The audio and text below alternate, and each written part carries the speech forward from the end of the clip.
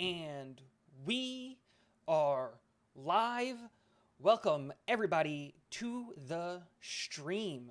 Today, we're going to be going over the AFC and the NFC North, talking about players that are worth drafting, players that are not worth drafting, and everything in between risers, fallers, players we believe in, players we don't believe in, the whole nine when it comes to the AFC North and the NFC North. Dom, how are you doing this fine I'm evening? I'm well, Tigo man. How are you? Thanks for I having me again, dude. I'm so stoked for this. To be honest I with you. am doing great. Today was exciting. So my wife went back to work today, and today was the first day of me being stay-at-home papa all by myself. So it was Oh man. nerve-wracking, but also incredibly exciting. It was a fun day because it's just like it was just me and baby. Yeah, And you yeah. think like after spending the whole day with him, like, and it was just me, like when my wife got back home, like the first thing she did was she was like, I'm gonna take my baby back. And she went and got the baby and all that stuff. And so I was like, oh, finally, like I can like go use the bathroom without worrying or go take a shower or whatever. And like I was in the shower and the only thing that I could think about was like, okay, I need to hurry up because I want to go see my baby. And it's just like, man, Yeah. I just spent like 12 hours with the dude. What am I doing? That's a good thing though, man. That's a No, beautiful thing. yeah, no, I love it. I love it. Yeah, dude. Um, So let's hop right into it. Start the discussion and get this stuff going. Yeah, cool. Um, let's start with the AFC North. I'm gonna go in alphabetical order. I think that's the best way for us to do it is to go in alphabetical order. And let's just talk these players going in. So let's start with Cincinnati because obviously alphabetically Cincinnati Bengals is the first team that comes up, but also Is it Baltimore? oh yeah, you're right. It would be Baltimore. I'm stupid. It is Baltimore. I just said alphabetically and then forgot that B exists. I was looking at the R for the Ravens, not the. I went Bengals, Browns, Ravens, Steelers, not the city in my mind. So you're right. Let's fix it. Let's go Baltimore first, and let's talk Ravens. And I Yeah. think the first place that we have to start is obviously at the quarterback, Hmm. and with Lamar Jackson. Right now, 2 years ago, 3 years ago, or whatever that MVP year, Lamar Jackson was, I think, statistically like the second or third highest points per game like player, depending on how you ran your league. I think he was behind Patrick Mahomes and Tyreek Hill, or something along those lines. No, I think it was Deshaun Watson was number one that year. Whatever. You look at that and you go, cool, but he's gone down in like fantasy production every year since then. So I guess my question to you is, in a 10 or a 12 team league, Lamar Jackson, is he a draftable player to you? Do you look at him and say he is a top 12 fantasy football quarterback and Oh, someone worth drafting? without it in a one quarterback league, without a doubt, I'd probably put him top five. And here's my basis around that. Um, take last year and all the injuries that Baltimore had out of the equation. I think that you have to kind of pay homage to all of the dual threat quarterbacks when it comes to fantasy production because I mean, Lamar Jackson, not only can, he showed he can throw 30 some odd touchdowns like he did his MVP year quite a few years ago, but, he's also probably the number one goal line threat on that team. And what he can produce, in fantasy points alone via the ground without even having to use the weapons and his throwing ability, just puts him and other, mobile dual threat quarterbacks in a completely different echelon, in my opinion. So, in a normal, depending on where you like to choose quarterbacks, I'm not going to give you a round where I think he goes because everyone is a little bit different the way they construct their teams. But, I'd be willing to bet that Lamar Jackson's production this year is top five fantasy worthy at the quarterback position. Interesting. Yeah. Now, see, because I'm concerned. Like, truthfully, I'm concerned with his. I still think he's a draftable quarterback. I still think that when you're looking at the production that he's going to provide, especially with his legs, he is definitely a top, you know, like a top 12 quarterback. So in a one quarterback league, you're definitely picking him up and like drafting him relatively high. I just have a concern when you look at like that production from him because he used to be like a guy that you would try to take early, right? Mm-hmm. Like Patrick Mahomes was that quarterback that you would get surprised by the fact that someone would draft him in like round 3 or round 4, like way too early to get a quarterback, but he's that good kind of a thing. And to me, I get scared with Lamar because I think the league is starting to figure him out. We saw the production kind of dip, and so like I look at it and I go, I think there's at least 5 or 6 quarterbacks that I'm a little more comfortable with going into this year. So I'm curious. Why don't we just hash down that list? Let's say, Lamar or the other guy. Let's just go down the list, and we're talking, like I said, one quarterback league. Doesn't matter 10, 12 teams. We're talking about single position here. So I don't think that necessarily matters. Why don't we do this? Hang on. Like, would you rather have Josh Allen or Lamar Jackson? Josh Allen. I think that's very easy. Yep. Justin Herbert or Lamar Jackson?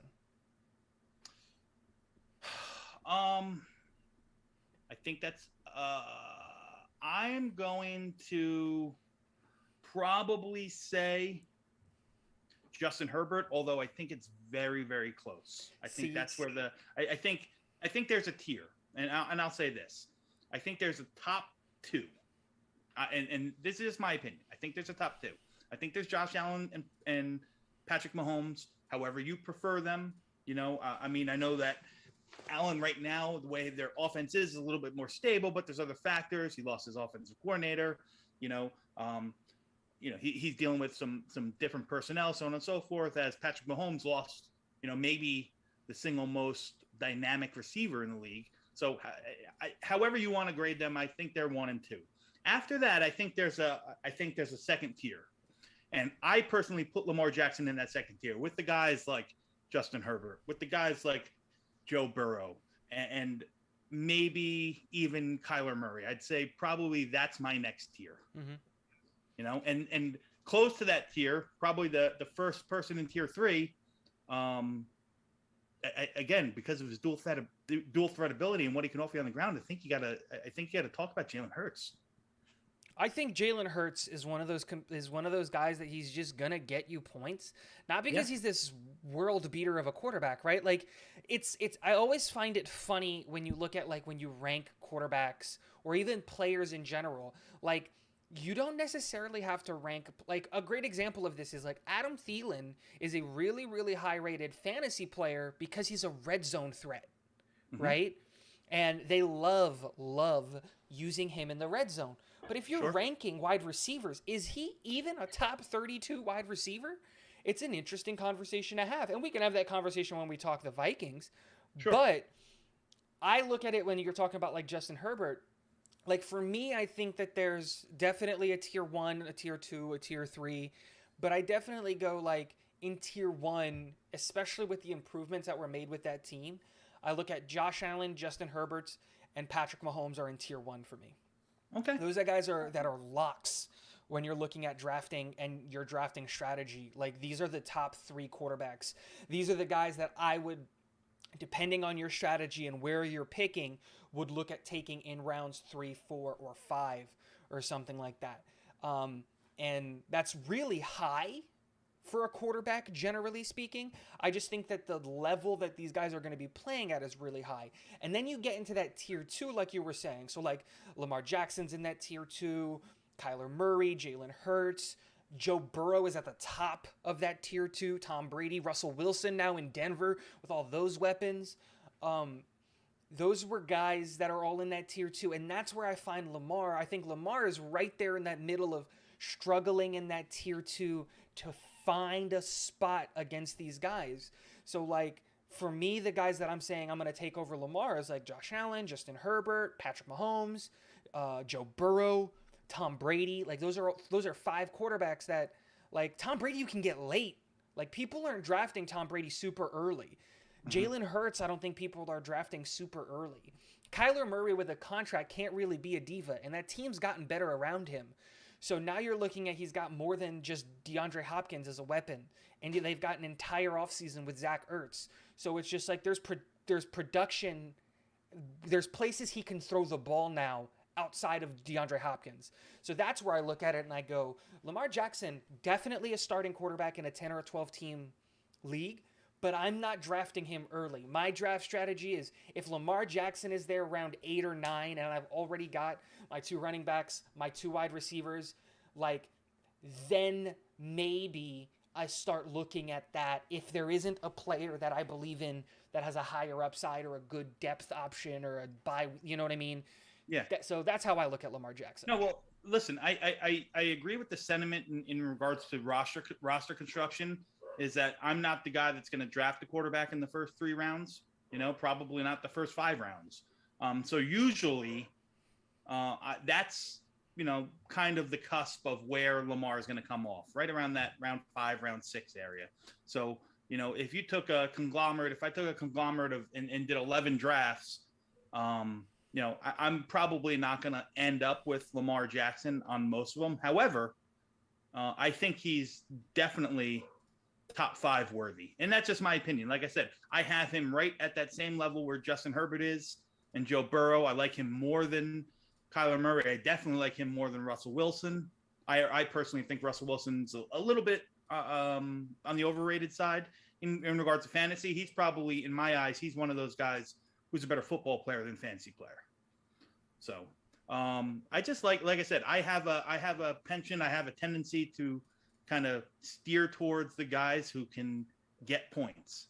And, listen, he's the number one. He's the number one focus offensive threat in the league. Dual threat in the league. He can do it in the air. He can do it on the ground. He's the main benefactor in the goal line, which is why I think Josh Allen's value is so high as well, because of the 8 to 10 touchdown possibility upside that those guys like Allen and Lamar Jackson give you on the ground. Whereas Tom Brady had 82 rushing yards last year, Lamar Jackson had 720. So it's an interesting conversation I have with Lamar, because you can I feel like even part of the reason I'm so bullish on him too is because of my own personal hangups on him. I just don't believe in him in this NFL game long term. I think he came into the league and surprised people, and I think people are starting to catch on, and I think that he's going to suffer in not just fantasy production, but in production in general. And that's where I think he relies so much on other runners, which I think leads us into the next kind of topic of conversation, which is running backs for Baltimore. Are there any running backs that you look at as guys that can be a RB1 or an RB2 for Baltimore that you're saying definitely needs to be a guy to look out for? Is there any of these guys that are late round picks? What do you think of Baltimore's running back situation? So, I mean, it all depends. The $1 million question is J.K. Dobbins going to be healthy? If J.K. Dobbins is going to be healthy, he's going to produce at a top 15, top 20 level without a doubt, which puts him right in that top to middle of that RB2 territory, with the upside of really running back 1 potential. The rest of the depth there, I'm not too necessarily concerned about. They got Gus Edwards. He's a guy. He's serviceable when J.K. Dobbins is out or hurt. After that, I know they just signed Mike Davis from Atlanta, who's up there in age as well, and really saw his production kind of plummet from 2 years ago, where he was actually a fantasy factor and probably a league winner for a lot of people. And after that, I mean, I know that they drafted Tyler Batty this year in late round, 5th or 6th round. I don't know if Justice Hill is still on the team. So as a whole, the unit is, so. The $1 million question is how healthy is J.K. Dobbins? Because if he's healthy, I think the upside for him is, easily 1,200 yards and double-digit touchdowns, which will put him right at the cusp of RB1, if not high-level RB2. That's where I look at J.K. Dobbins. I think that when you're looking at this running back room, there's really two players that you can look at, like just truthfully and honestly, and it's J.K. Dobbins and then Gus Edwards are the only guys that I think are going to really be fantasy producers on this team. I agree with you. J.K. Dobbins is definitely a guy who's in that conversation to be, in my opinion, a running back 2. I have him right outside of the top 20. When I look at just my running back rankings, he's not even, in my opinion, the best runner on his team, right? Like, that's Lamar Jackson. But they use him so much, and when you're going to look at fantasy production, I think he's going to be incredibly helpful. Yeah. I agree that the biggest concern with him is kind of what like Christian McCaffrey is turning into a little bit, which is this guy going to be healthy long enough to be, am I wasting a pick if I take him in the second or the third round, or whatever round he tends to fall in, which is like top 5 rounds or something along those lines. Yeah. I mean, listen, that's where, again, it just depends on how you structure your team. You know, if I start my team and I never would, that's just my MO. I'm not a guy that's going to start wide receiver, tight end, or something along those lines. I'm going to probably have 2 running backs locked in within my first 3 picks. J.K. Dobbins is, you know, if he's my first running back off the board, then my concept or my construction has kind of veered in a way that I don't like. Yeah, you know? But he's not a running back 1. Like I just don't think that's what he is. But if your draft strategy goes 1 running back early and then let me fill out the rest of my roster and try to get one of these later round flyers, guys that have the possibility of being incredibly productive, then J.K. Dobbins really comes in. He's also like a if you're just going to, like, some people's draft strategies is just to hoard 1 position slot. I had a buddy who did that, where for rounds 1 through 4, he just took running backs, and his wide receiver room was pretty bad. But week 2, he lost week 1, but week 2 came around and a bunch of wide receivers got hurt, and a bunch of running backs got hurt with people who took running backs like round 1, round 2 that got hurt. And now he has this plethora of running backs, and now he had all the leverage, and he was able to go and get himself 2 wide receiver 1s from wide receiver plethora teams. So he's definitely a guy that you look at, like, if you were to draft like Derrick Henry or Dalvin Cook round 1, you know, and Alvin Kamara, Leonard Fournette, Ezekiel Elliott round 2, and then you're like, you know what, I'm going to take another swing at a running back so that I have an extra one. J.K. Dobbins falls right into that perfect. He's a well enough name that you can turn around and trade him, or even have him in the flex or something like that. But he's definitely a running back 2 versus he like I said, I think he's a lock right now, in my opinion, in my top 20 running back, probably closer to, you know, the top 12 overall than out of the top 20. You know, I'd probably have him around the same area as I do guys like, you know, guys in his situation, very good, talented running backs that still haven't proven anything, you know, maybe like a Cam Akers. Let's see what happens with him.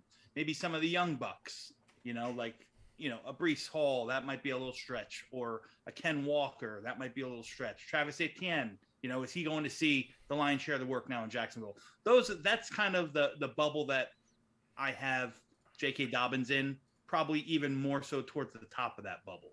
So interesting. All right, let's transition to wide receivers. And in my opinion, when I look at that wide receiver room in Baltimore, there's only one player that's worth having on your team, and he is a fringe flex guy, in my opinion. And that's Rashad Bateman. Yeah. That's really it. Again, you got to remember, you know, how many targets have been vacated with Hollywood Brown being traded out, you know? Depth-wise, you know, the names aren't that sexy. You know, you got Rashad Bateman. You have Devin Duvernay. You have James Prochet, who from what I understand, has just been lighting up camp, you know, in the slot. So, you know, I think the 100 or so targets that Hollywood Brown had last year are going to have to be dispersed somewhere. You can't just keep pounding Mark Andrews. And I know we're not talking about tight ends here, but in essence, he's their first option in the pass game. We all know that. But I think Rashad Bateman is really going to take a nice step this year, coming back fully healthy, the alpha of that wide receiver room. Somebody's going to have to take some of those targets that were vacated. Some of them are going to go to J.K. Dobbins. They're gonna lean a little bit more now that they have some. Hopefully, he comes back healthy. But I like Rashad Bateman.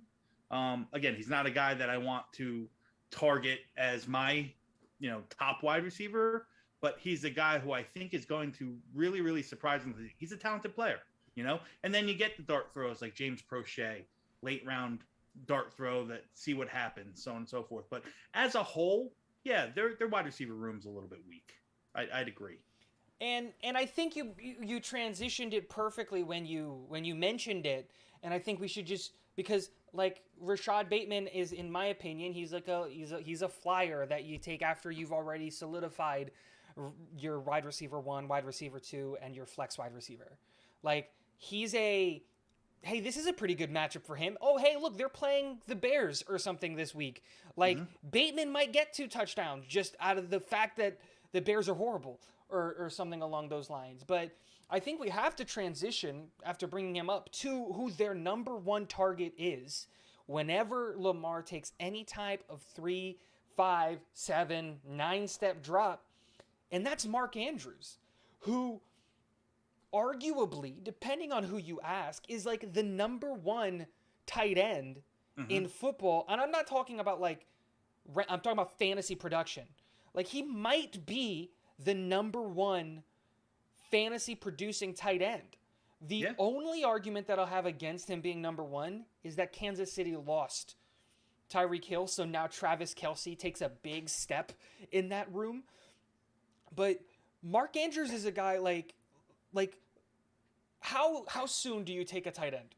Especially a guy like Mark Andrews. Again, what's too soon?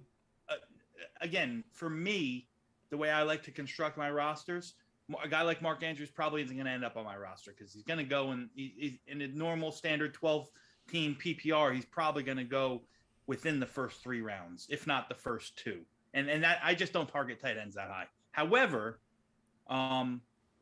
it's not to say that his stats aren't worthy. 1,361 yards last season, 9 touchdowns, 107 receptions. 28% target share in that offense. That's stud. That's stud material. That's big boy numbers. So there's nothing to say that I expect a big dip from those numbers. Sure, they might come down a little bit now that again, the team's getting healthy. There's a little bit more of a different focus. J.K. Dobbins is gonna kind of probably take some of that target share away from him, and the other running backs in the backfield. Again, see if Prochet and these guys can step up and as well. But last year it was a one-man show, right? So do I expect him to get 153 targets this year? No, I don't. Could I see him still surpassing 1,100 yards and 9 touchdowns? I can, absolutely. So he's currently predicted, when you look at just the projections and that aspect of it, the projections have him right at about 1,100, 1,200 yards this year. My question, and I guess it's the only question that you got to have with him, is that, so last year, when you're looking at, how every fantasy will have hey, he's projected to get 10 points or 11 points or anything like that, right? Sure. When you look at his projection versus what he actually got, he only surpassed the projection 8 times. Every other game, he was below the projection. And not just below the projection in he was off by 0.6 or whatever.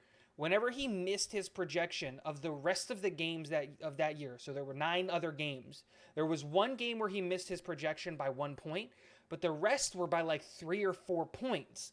Does I guess the question comes in with an Andrews type player is, are you concerned that even though he's gonna be the number one target, does Lamar being the quarterback concern you at all with how volatile, let's say, he is?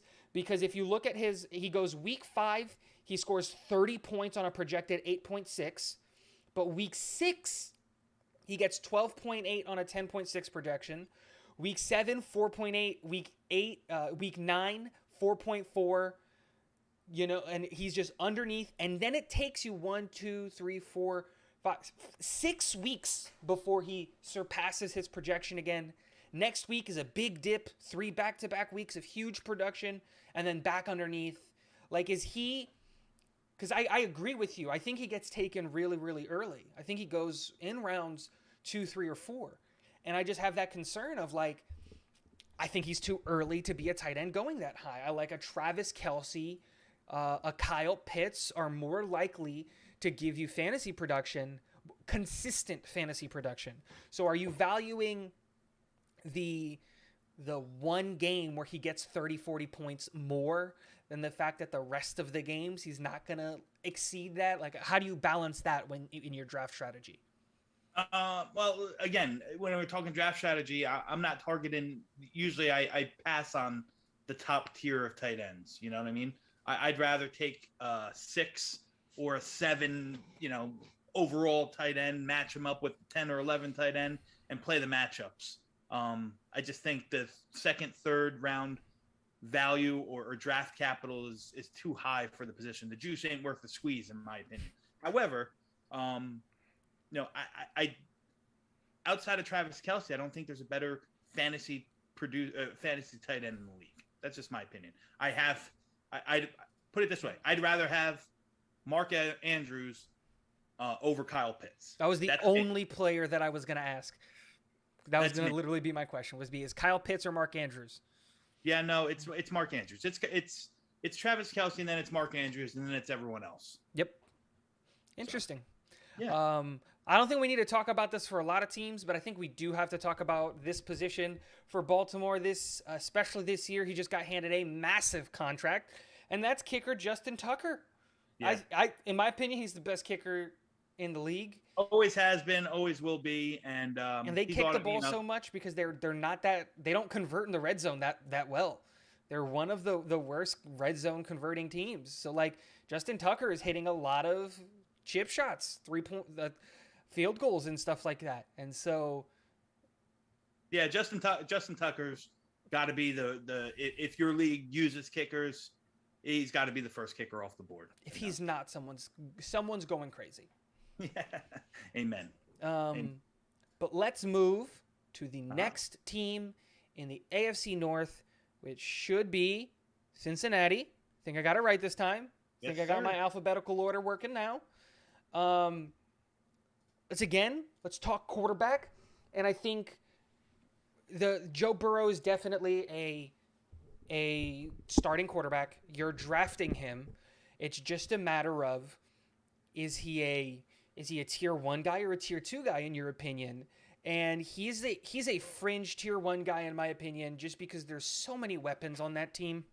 Like the Bengals have a QB1, a wide receiver 1, 2 wide receiver 1s if you want to actually talk about it, a running back 1, probably a kicker that's worth drafting, in Evan McPherson. Is the only position where they're not really like, oh my gosh, like you got to draft a guy at tight end, because like they're so good and so deep everywhere else. Like Joe Burrow is definitely a guy I'm drafting relatively high if I'm looking at that strategy, just because he has so many weapons. How do you like? Like I said, I think Joe Burrow's, dead set in that second tier quarterbacks. In my opinion, I have a 2-player tier in one, and then I have a group of 4 or so guys in that second tier, and Joe Burrow falls right in there, man. He's on a good, powerful offense. Zach Taylor is going to throw the ball. Joe steps up when he needs to step up. You know what I mean? He's a ball player, and he's a perfect quarterback to kind of anchor your team and build your team around. Again, gonna fall, probably the fifth, sixth, seventh quarterback off the board, depending on how you rank them, and that probably puts them in that round 6, round 7 range, which I think is fair. Interesting. That's probably the highest. That's probably that's round 6, round 7 in a standard 12 team league is probably as high as I'll ever look at a quarterback. And if I'm looking at a quarterback that high, that means that a lot of teams kind of had the same idea in regards to roster construction as I do, and that's just hammer the running backs and the wide receivers rounds 1 through 5. It's yeah, I agree. I think Joe Burrow is such I put him in that tier 1, not because I think he's that good of a quarterback, but I just look at the rest of the people around him, the targets that he has around him, and I think that can transition well from Joe Burrow, because I have him in that tier 1, to let's talk about running back. And is Joe Mixon, where does he fall in those tiers for you? Personally, I look at Joe Mixon as a top tier running back. He was my running back 1 last year, and he carried, except for like when he was hurt, he carried my running back room consistently. So for me, I look at that and I go, man, the guy produces at a high level. And when you got Joe Burrow being able to dump the ball to him and stuff like that, are you worried that there's too many cooks in the kitchen in Cincinnati that Joe Mixon maybe falls off? Or what do you think of him? No, I'm a Joe Mixon stan. I'm a Joe Mixon truther. I love the guy. Like I said, I think he produces. I think he's a perfect fit for that offense. I think having all those weapons on the outside kind of helps to his advantage, because he's not keyed on. It's not Derrick Henry where you're going to stack the box against him. You can't. You stack the box against him, who's going to deal with Jamar Chase and T. Higgins, and Tyler Boyd. So you have to play the team honest. And I love Joe Burrow. I'm sorry. I love Joe Mixon. I love Joe Burrow too, but not as much as Joe Mixon. And I probably have him ranked, or probably have him rated higher than most. I have him right, maybe not in the top tier, but probably heading up tier 2. I have him as my running back 4th. No, I agree. I have him right there on that. I have Taylor, I have McCaffrey, I have Dalvin Cook, I have Joe Mixon, and then the likes of, Eckler, Najee Harris, and Derrick Henry. Those probably round out that group right there. If I had to rank it, it goes Jonathan Taylor, Christian McCaffrey, Derrick Henry, Dalvin Cook, Joe Mixon. Joe Mixon is my 5th running back. He's that good, and I think he definitely deserves to be in that tier 1, especially with the team that's around him, and how good that team is around him.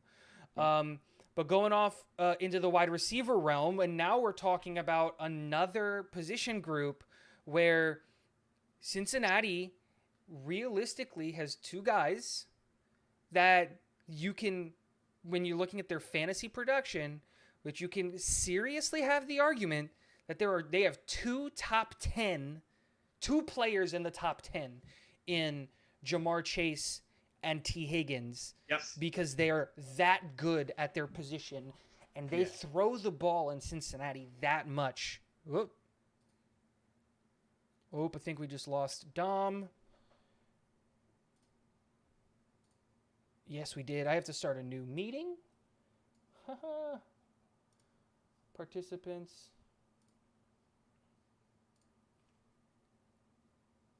I did not know that Zoom did this. Sorry for the interruption, guys. Didn't know Zoom did this. Gonna fix it. Gonna fix it right now. Let's wait for Dom to get in here. But while we're waiting for Dom to get in here, I look at, when you're looking at the production and what's happening and all of that stuff that you see from the wide receivers in Cincinnati, you can definitely look at both of those guys being draftable. and them having super high end production. It's sorry about that. I didn't know that Zoom had a time limit on it. Just kicked you out and said you only have a 40-minute meeting. I was like, I did not know that. No, but I got cut off, so I lost it. The last thing I heard from you was that Cincinnati has 2 viable top 10 receivers, and I second that sentiment. Yeah, that's literally what I was saying, and then I just stalled a little bit while I got you back. Jamar Chase, in my opinion, is a depending on how you rank your wide receivers. I have him as my wide receiver 2. He's my second ranked wide receiver on my board is Jamar Chase. And then T. Higgins is right at 10. He beats out Tyreek Hill. Yeah, I have T. Higgins at 10 as well. I have Chase a little lower, but if you told me that he was your 2, I wouldn't argue with it. Really, I think it's a 5-man race. However you rank those top 5 is how you choose. Who's your 5th guy? Because my guessing is your 4 are what? Justin Jefferson, Cooper Kupp, Jamar Chase, Stephon Diggs? Stephon Diggs. Devontae Adams. Interesting. Devontae Adams is probably my number 5. Then my number 4 would be Chase. My 3 would be Diggs. My 2 Kupp, and my 1 JJ. That's interesting. That's very, very interesting. Well, I mean, Devontae Adams is probably a little low at 5, as some would think, but it's a whole new ballgame now. That's my thing. Is I don't know. I think you're right because it feels wrong even saying that Devontae Adams at 5. He is my 5, but that does feel wrong to say. But it's hard to predict what he's going to do on a new team. Sure. Because you're going from one of the probably a top 3 quarterback in the league, depending on how you rank them. Yeah. To a guy who's just he's an NFL quarterback. I love Derek Carr. Don't get me wrong here.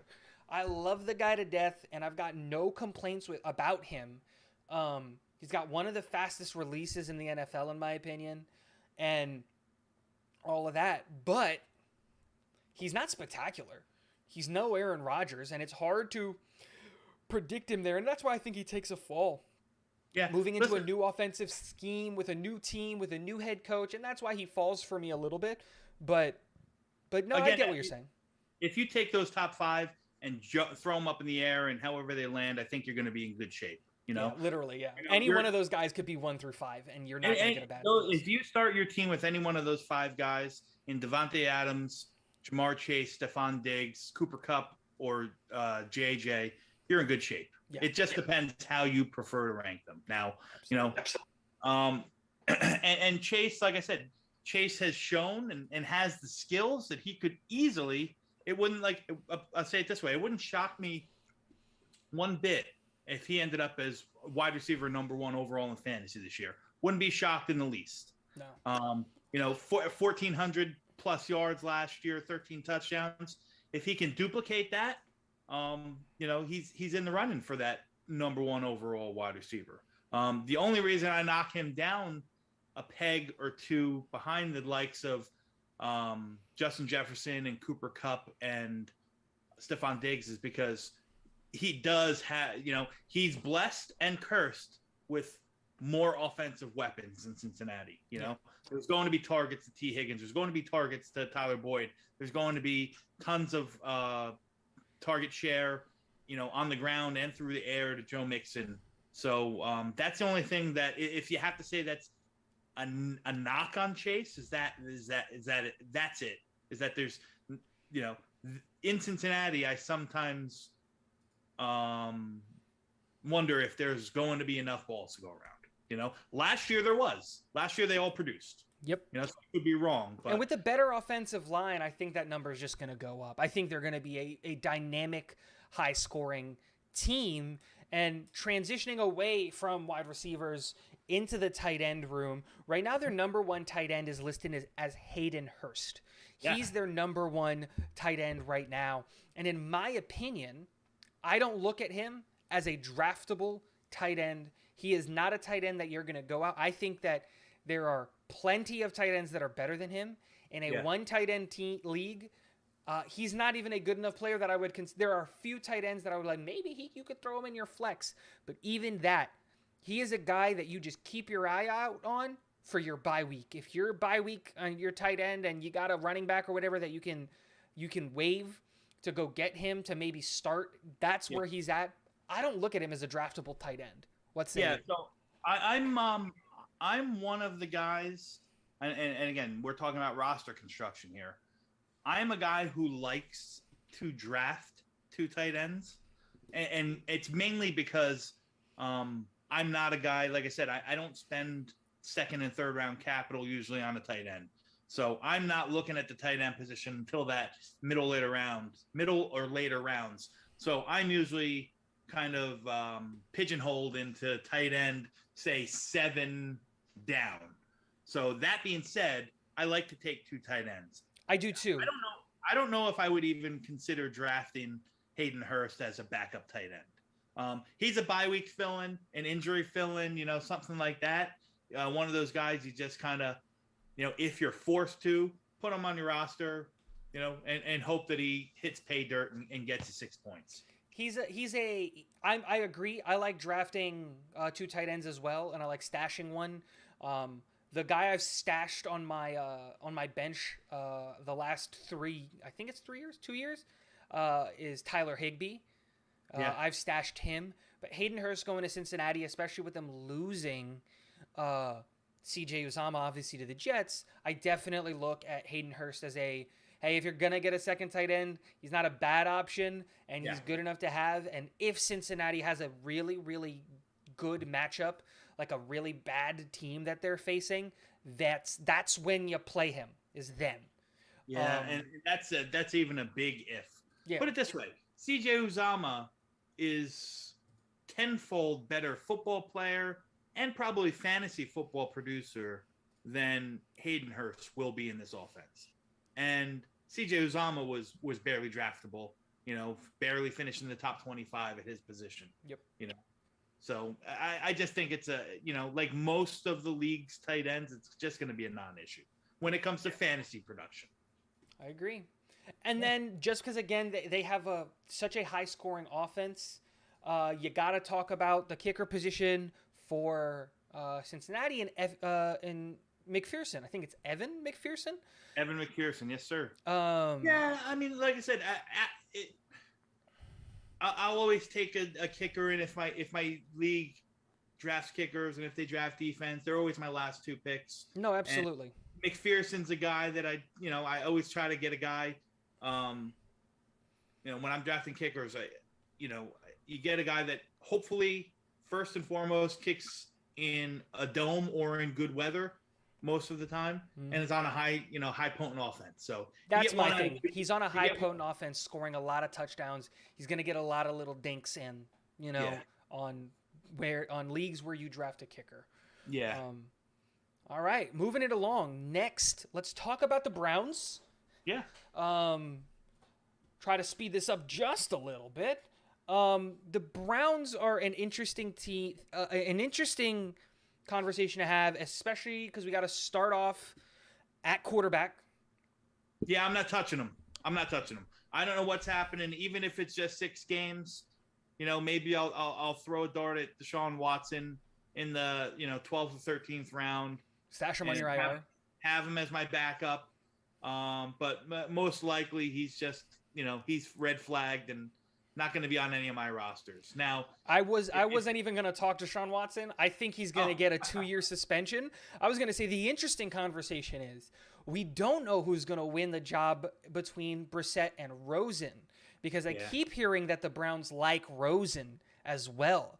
And are either one of those guys in a 10 or a 12 team league where there's one quarterback starting, are they even worth a QB1 spot? Either one of them. And if you're running a 2 quarterback league, do they fill one of your QB2 spots? Well, if you're running a super flex or 2 QB league, that's a whole different ball game, because the guys like the Jacoby Brissett's or Josh Rosen, whoever wins the jobs, or those really bottom tier quarterbacks, they still come into play heavily. So it's apples and oranges. In your standard 1 quarterback league, I'm not touching Jacoby Brissett, Josh Rosen. or for this year for sure, Deshaun Watson. I agree wholeheartedly. I am not touching any of these guys Yeah, at the quarterback position. and I think it's going to. Watson's going to get a 2-year suspension.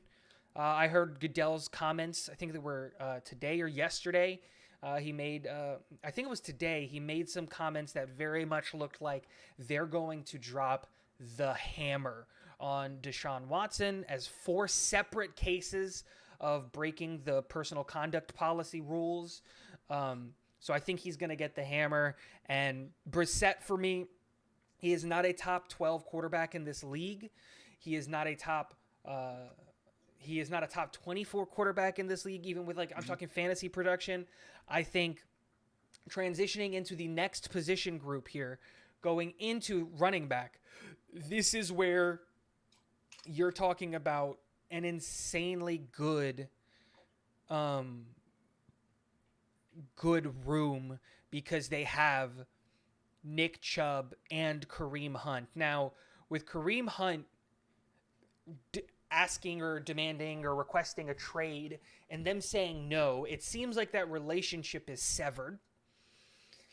Do you think, because I've always had the idea of, hey, if you know you're not going to re-sign a guy, run the guy into the ground, right? If he doesn't want to re-sign, you're not going to re-sign him, you run the guy into the ground, right? You're not getting rid of him, you're not trading him, you're not taking the asset. You knowing that Nick Chubb is your running back of the future, do you not just try to keep him healthy in the hopes that you make a playoff run and then you transition into the playoffs with a Nick Chubb? I think kind of the strategy there? Yeah, I think Cleveland's in a weird spot, because I don't know what they were thinking. I don't know the mindset behind the whole Deshaun Watson fiasco, bringing him in, because Cleveland's offense with Deshaun Watson is totally different than Cleveland's offense without Deshaun Watson, right? It knocks down everyone on the team. It knocks down Nick Chubb. It knocks down Kareem Hunt. I mean, tell me a team that's not going to put 9 guys in the box. Tell me a team that's not going to put 9 guys in the box and just try to take Chubb or Hunt or both of them out of the equation. Say, okay, Jacoby Brissett, okay, Josh Rosen. Yes, Amari Cooper's a very nice receiver. Donovan Peoples-Jones, David Bell. Go beat me with them. I dare you. Not going to happen. So this whole offense is probably one that I'm going to fade and not touch. And then straight down the line. That's just my views on it. Just the mess that they've put themselves in at the quarterback position is not going to end well in regards to overall fantasy production for the Cleveland offense. Yep. I look at that and I go, you're absolutely right. I would still look at really the only 2 players that I really look at on that team that are worth kind of drafting is Nick Chubb and Amari Cooper. Honestly, I think Kareem Hunt is again, you might take him and stash him on your bench, in my opinion. But that's really it there. They've got a lot of, again, it's hard to predict what's going to happen in Cleveland because we don't know who's going to be under center. We don't know what that team's going to look like. And depending on when your draft happens, it might screw you over because and I don't think you or I think this is going to happen, but if, in a worst case scenario, Deshaun Watson doesn't get an extended punishment, now the value of a player like Nick Chubb and Amari Cooper goes up because by week whatever he comes back, they're going to have a much better quarterback under center. Versus if he does get the full year or 2 years, those values go down because you're right. A defense is just going to stack the box to go up against Nick Chubb. And since I did bring up his name just a little bit, let's talk wide receivers. Mm-hmm. I only look at Amari Cooper as the player that could get drafted. He's the only guy that I look at that says this guy has some kind of value. Listen, people are still going to take late round flyers on Donovan Peoples-Jones and hope that he gets the 1 game or 2 games a year where he might score you a long touchdown or 2. But again, it's just an offense that I just want nothing. I want no part of. I agree. And then so let's move on from from the Browns to the Mm-hmm. last team in the AFC North before we try to transition to the NFC, and that is the Pittsburgh Steelers. And so let's start with the quarterback position, which I find super interesting, obviously. One, are any of these guys, either one of the three, because they're all in a serious quarterback competition for that starting role, are any of these guys worthy starters in a 10 or 12 team 1 QB league? No, probably not. I I agree. mean, in a standard throwback one quarterback league, I'm not touching Mitch Trubisky. I'm not putting my faith in Kenny Pickett, and I don't believe that Mason Rudolph is the answer. I think that's more smoke than anything. So, That's um, them trying to trade him away. yeah, in a one quarterback league, this is probably another positional group that I'm going to shy away from. And it's a shame because I like the weapons that they have there. I do I actually too. really I like the rest of the weapons in regards to fantasy terms and potential, but I'd have to see something more before I buy into the quarterbacks. I agree. I'm not touching the quarterbacks with a 10-foot pole, but one of the players that's probably getting taken in the first round is running back Najee Harris. Mm-hmm. That offense runs through him, Yep. and he's definitely a guy that I look at. He's running back one. He's a first round. He is worthy of being your first pick if you take the kid in the first round. If some of the other guys are taken, he has that much production. I think he has that much value, and I think they're going to run him into the ground because I, Yeah. like you, don't believe in a single one of these quarterbacks at Yeah. all. And so unfortunately, I think a lot of their wide receiver production is going to go down. And there's two, and we'll talk about the other guy that I think whose production is going to go up. But there's one guy in Najee Harris that I really, really believe in.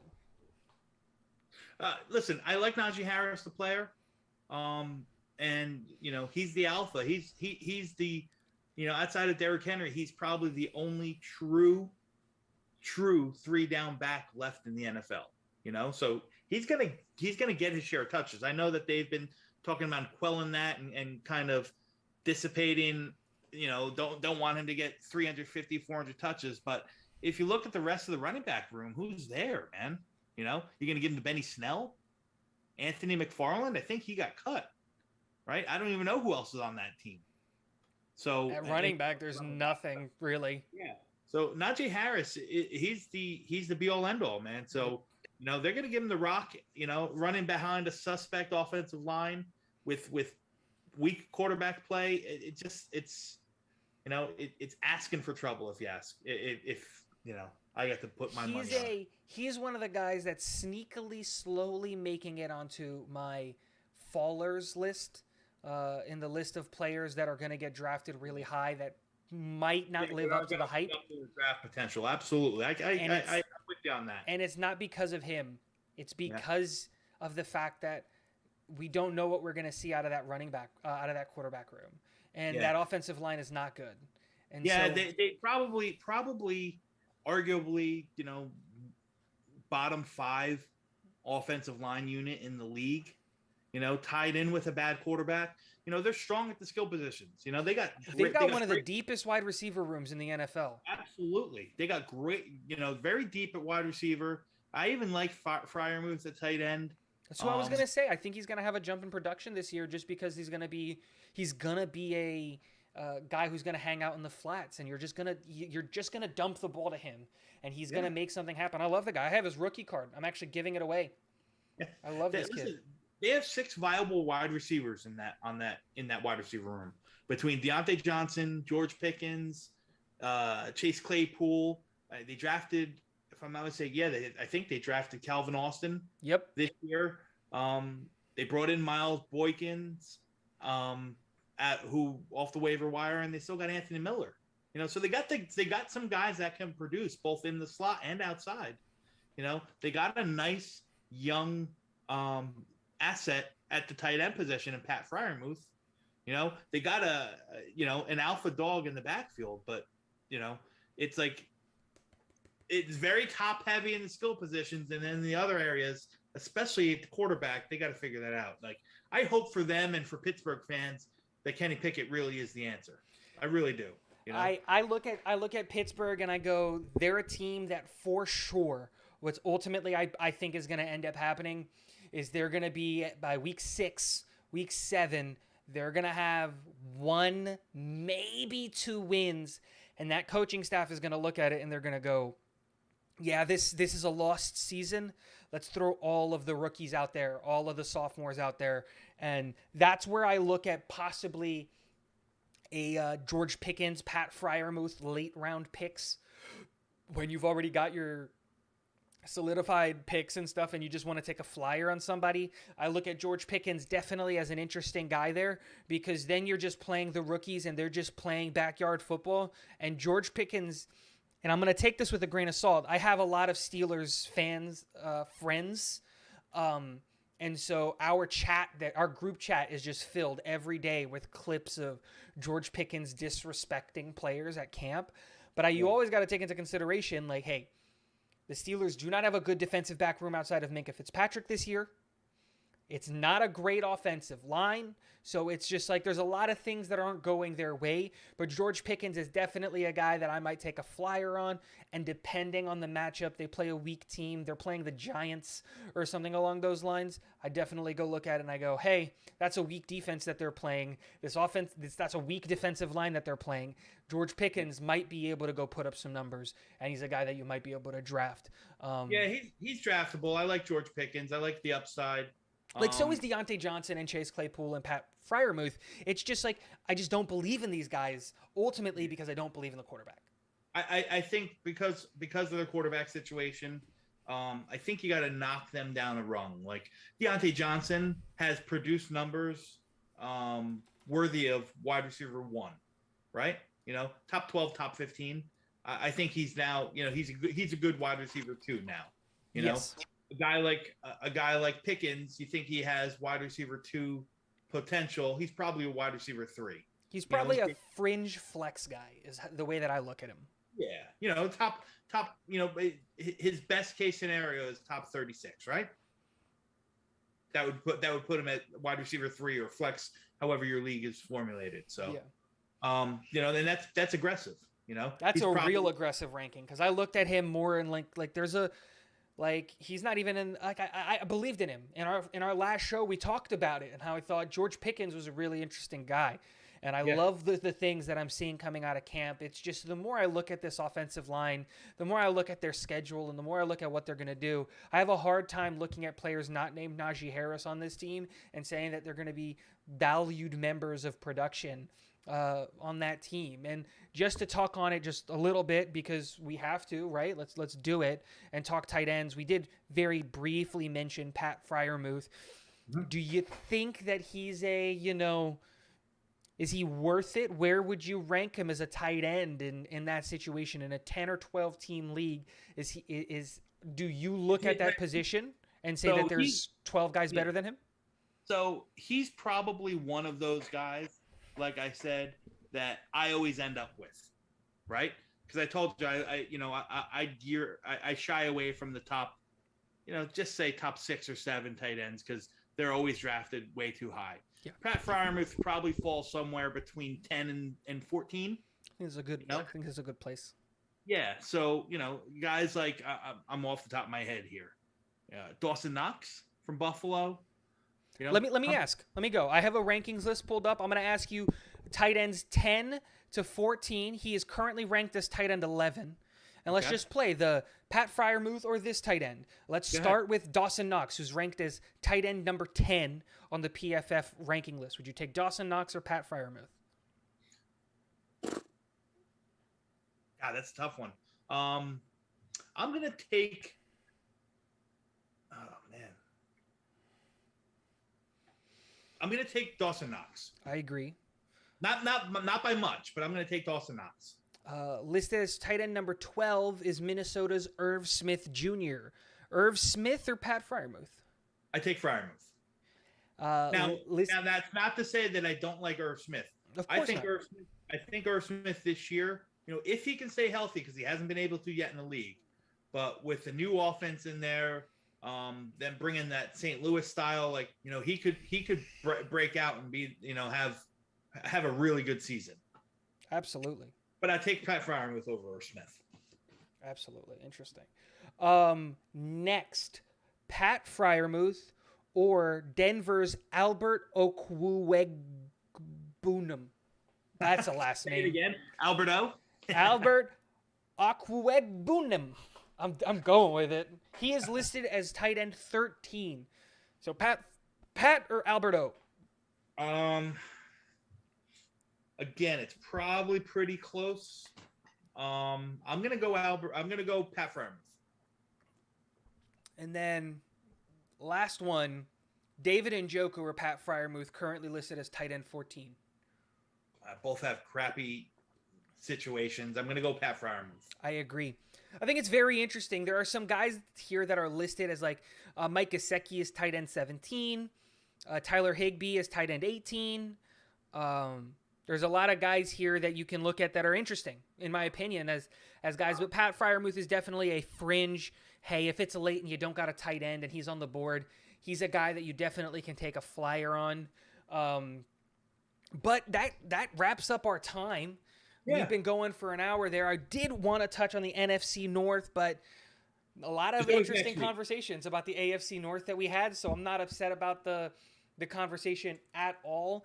This is a new series that we're going to be doing, so we're going to be trying to touch on all of the divisions and all of the teams and things like that, and all of that stuff. So tune in next week. We're definitely going to do the NFC North next week, and we'll try to speed up our conversations a little bit so that we can fit in another set of 4 teams, just because the season's coming up quick. We don't have 8 weeks to go and relax and stuff like that. We're getting close to when people are drafting, and I want to be able to start helping people develop their draft strategy, talk our own draft strategies, and this is really helping me develop my draft strategy. My main league is drafting at the beginning of next month, so I'm really, really excited there. We like to do it like a week or two before the season, because now you know who's on the 53-man roster, you know all those things, and it gives you just a lot of time to look at ADPs and roster percentages and different things like that.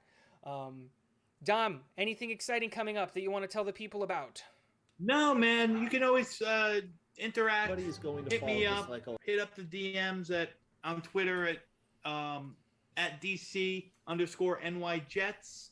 I'm always around. I'm always popping. I just put out a new article on greenbeanjetsfan.com on the Jets tackle situation, and I have another one coming out shortly. It'll probably be out tomorrow, because I took some time and I broke down some film on Dwayne Brown, the tackle, as well. So I go a much more in-depth breakdown of Dwayne Brown based on what I saw on film. So interesting. If you can give it a read, that's cool. If you can give it a like, that's even cooler. All of Dom's information, his Twitter, I'm gonna go posthumously. I'm gonna go put it at the link to Green Bean's website and Dom's articles. All of that is in the description on every video that Dom is in. So go give that man a follow. If you haven't already, hit that subscribe button, hit the like button, share this live stream or the post version of this live stream with your friends if they want some fantasy evaluation. Tune in next week, 9 o'clock. We'll be back talking NFC North, players to watch out for, and we'll probably try to fit in like in the AFC East or the NFC East or something along those lines. We'll see. But guys, thanks for stopping by. Jeremy, Jets Chaos, has just started his live stream. Go over there. Meet us over there. We'll be hanging out with Jeremy moving forward. If you're coming from our chat, let him know that you're coming from our chat. And thank you guys so much for coming and hanging out.